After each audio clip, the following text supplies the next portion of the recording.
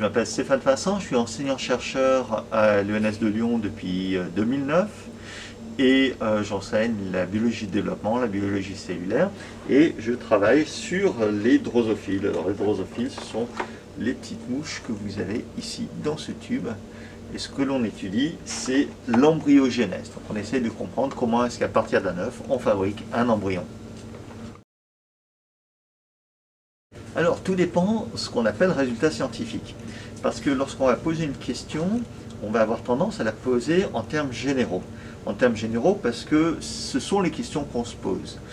La réponse va être beaucoup moins générale, elle va être spécifique. Par exemple, dans ces petites mouches, on va avoir des marqueurs moléculaires qui vont nous donner une information. Si on dit que le marqueur moléculaire représente exactement le sujet de la question, à ce moment-là, oui, on peut dire le marqueur est exprimé dans cette cellule et pas dans celle-là, on a un résultat qui est 100% sûr. Par contre, si on fait un lien qui est indirect et qu'on dit que peut-être que le marqueur représente l'identité de la cellule, à ce moment-là, on a un biais. Et là, peut-être qu'un autre marqueur découvert plus tard va nous dire qu'on s'était trompé d'identité. Donc tout dépend de quelle échelle il s'agit.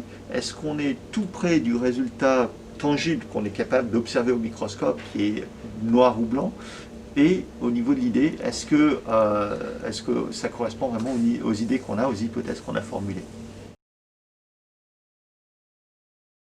Alors, également, où s'attache la théorie? Est-ce que la théorie est quelque chose de vraiment très général?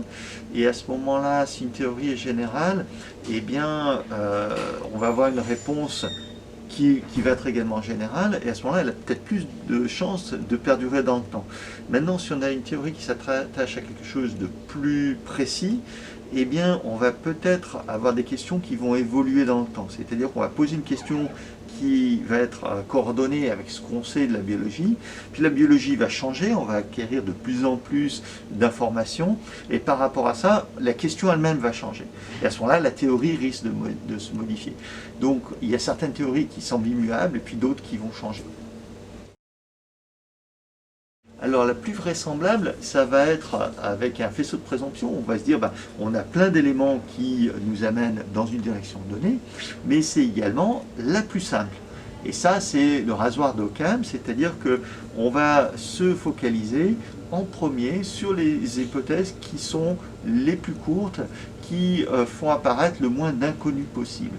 Et donc, une fois que ces théories, ces hypothèses sont confirmées par les faits expérimentaux, et bien à ce moment-là, on va se stabiliser dessus.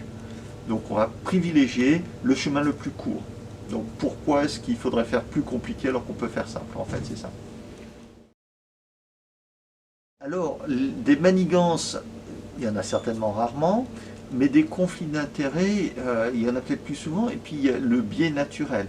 C'est-à-dire que lorsqu'on crée une hypothèse, et on se dit, ah, c'est mon hypothèse, ça vient de mon cerveau, ça vient de... Il n'y a que moi qui ai pensé à ça, etc.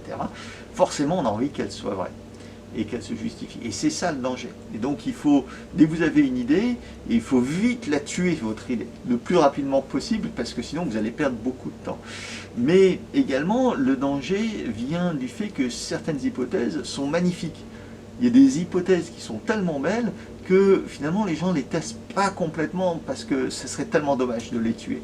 Et à ce moment-là, eh bien, l'idée c'est méfiez-vous des belles hypothèses, parce que souvent elles ont été moins testées que les hypothèses qui sont moins attrayantes. Alors du temps, on en a besoin pour faire des bonnes expériences, des contrôles, etc. Mais je pense que surtout au moment où on passe le plus de temps, c'est au niveau de l'intégration des résultats. Donc on va obtenir un résultat par rapport à une question qu'on s'est posée, et au vu de ce résultat, eh bien, l'environnement scientifique change, puisque maintenant on a de nouvelles notions. Ces nouvelles notions nous permettent de repositionner notre questionnement.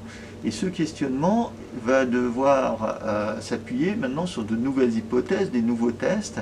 Et donc on a un cheminement qui n'est pas linéaire, mais qui va passer d'idées en hypothèses, etc. Et finalement, la bonne science, ça va nous donner une perspective dans le futur dont on n'a aucune idée au temps présent. Et donc ce qu'il faut, c'est s'habituer à ces changements de concept. Et les changements de concept, on ne les voit pas arriver parce que sinon ça ne serait pas de la science, ça ne serait pas nouveau. Et donc il faut s'habituer aux nouveaux concepts pour les tester, afin de les tester correctement. Et je pense que c'est ça qui prend aussi beaucoup de temps. Donc il y a le temps expérimental et le temps d'intégration de l'information qui est extrêmement important aussi.